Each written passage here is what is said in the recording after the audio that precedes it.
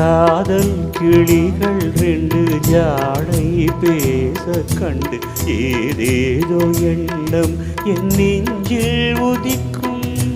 நானும் நீயும் சேர்ந்து ராகம் பாடும்போது நீரோடை போல என் நெஞ்சம் இனிக்கும்.